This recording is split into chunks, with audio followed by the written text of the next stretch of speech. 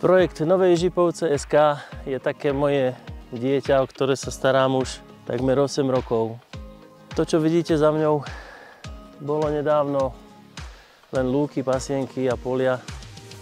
A my v rámci projektu Nové Jižipovce.sk sme predávali približne 70 stavebných pozemkov. Všetky tieto pozemky boli určené na výstavbu rodinných domov.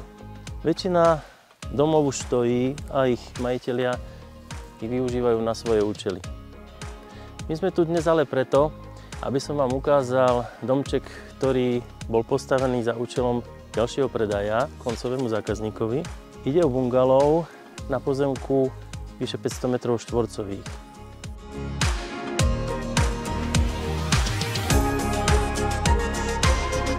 Predstavte si, že tu, na tomto mieste, budete sedieť na terase.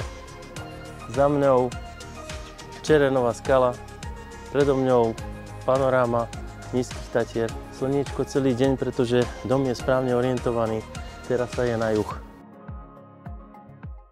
Jednopodlažný montovaný dom je osadený na pozemku o celkovej výmere 505 m².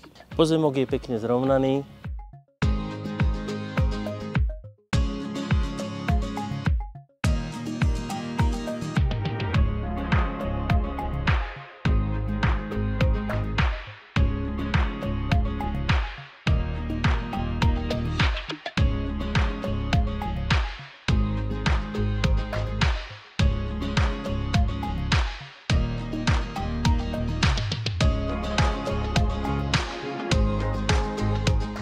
Dom s praktickou trojizbovou dispozíciou bude kolaudovaný ako rodinný dom s možnosťou trvalého bývania a čerpania hypotekárneho úveru so štandardným financovaním.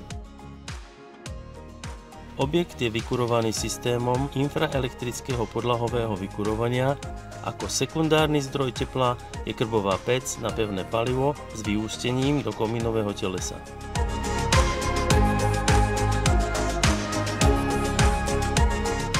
Aby ste mohli nasať tú atmosféru, ktorá tu je, tú krásnu okolitú prírodu, to ticho, ktoré tu je, na to sa musíte dostaviť osobne.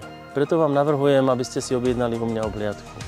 Moje meno je Robert Bela a ja sa budem na vás tešiť.